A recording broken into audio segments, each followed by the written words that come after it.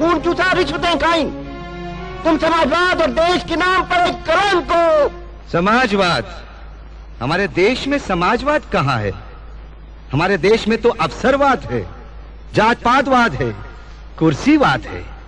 अरे समाजवाद तो तब आएगा जब आप अपने वोट की ताकत महसूस करेंगे। ये जो वोट है ना, ये कागज का टुकड़ा नहीं है कि डब्बे में डाला और चल दिए। ये वोट तुम्हारे परिवार, तुम्हारे देश, उसकी उन्नति की पर्ची है। ये तो दो धारी तलवार है जो दोनों तरफ से काटती है। ठीक जगह पड़े तो देश खुशहाल, और गलत जगह पड़े तो देश का सत्यानाश।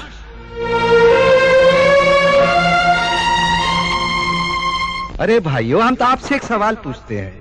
जब आप अपनी बहन या बिटिया की शादी तय करते हैं तो पहले अच्छा लड़का ढूंढते हैं, अच्छा खानदान देखते हैं, उसके गुण और अवगुण देखते हैं, तब जाकर कन्या की शादी करते हैं।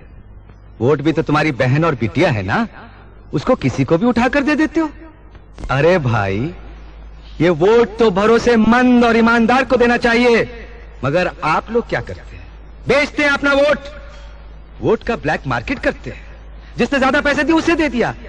वोट तो ऐसे बांटते हो जैसे वोट सड़क पर मिलता है। कभी किसी दोस्त को दे दिया, कभी अपनी जात वाले को दे दिया, और कभी बेच दिया। अरे हम तो कहते हैं जो वोट बेचता है वो भी बेईमान है, जो वोट खरीदता है वो भी बेईमान है। तो फिर किस मुंह से हमें बेईमान कहते हो? हाँ, अरे अगर बेईमान लोग सरकार बनाएंगे तो सरकार तो बेईमान बनेगी ही। तो फिर चिल्लाते काहे को कि डाउन डाउन मुर्दाबाद? जिस दिन तुम वोट खरीदने वालों को अपनी चौखट से धक्का मारकर बाहर निकाल दोगे, उस दिन ये सब कुछ ठीक हो जाएगा। अब देखो, हमारे इन उप मुख्यमंत्रियों को, इन बेईमानों को किसने भेजा? ये आप ही के लोगों के भेजे हुए हैं ना। अब ये बेईमानी नहीं करेंगे तो क्या करेंगे? आज से 5 साल बाद जब इनको इलेक्शन लड़ना पड़ेगा तो ये पैसा कहां से लाएंगे? अरे यहीं से तो लाएंगे ना। अरे बोलिए बोलिए। आप कहते हैं कि हमने रिश्वत ली है, बेईमानी की है। अरे हम कहते हैं हाँ, हमने रिश्वत खाई है। कोई कहता है 12 करोड़, कोई कहता है 15 करोड़, कोई 16। आप जानते हैं हमने कितना कमाया है?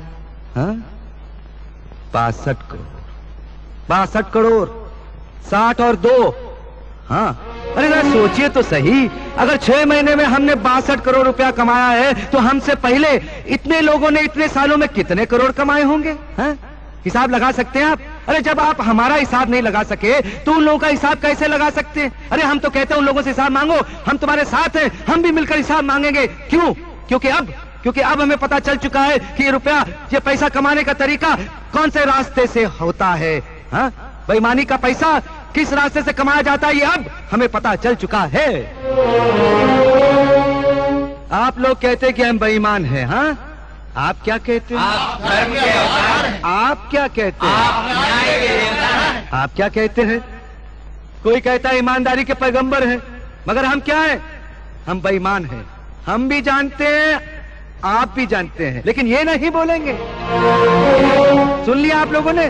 क्योंकि हम इनका कच्चा चिट्ठा जानते हैं ना, इनका बांडा फोड़ सकते हैं। इसलिए तो हम इन बेईमानों के मुखिया बन गए। पर हमारी बेईमानी की कमाई गई कहां? क्या हम निकल गए? अरे हराम का पैसा कि उन ईमानदार लोगों की जय जयकार करो, उन्हीं को वोट दो, उन्हीं की सरकार बनाओ और लोकतंत्र के हाथ मजबूत करो। पर वो ईमानदार लोग भीख का प्याला लेकर वोट मांगने के लिए तुम्हारे दरवाजे पर नहीं आएंगे। अरे तुम्हें जाना पड़ेगा उनके दरवाजे पर अपना वोट लेकर, और उनसे विनती करनी पड़ेगी कि हमारा वोट स्वीकार करो।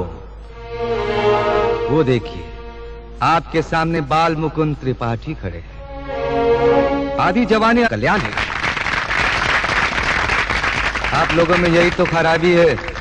कोई बड़ी बड़ी बातें करे, मीठी मीठी अच्छी अच्छी बातें करे, आप धनाधन तालियां बजाना शुरू कर देते हैं, सुनकर खुश हो जाते हैं। ये ताली बजाना बंद करो, ये ताली बजाने का वक्त नहीं है। अरे आपके इस सीधेपन का तो लोग फायदा उठाते हैं। पहले हमसे पूछो, ए राम अवतार, वो 62 करोड़ रुपया कहां है?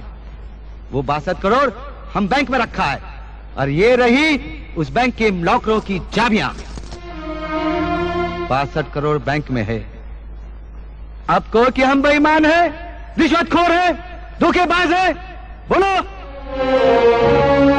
अगर लोगों को कुर्सी पर बिठाने का हक आप लोगों के पास है तो उनको कुर्सी से घसीट कर नीचे फेंकने का हक भी, ताकत भी आप लोगों के पास होनी चाहिए।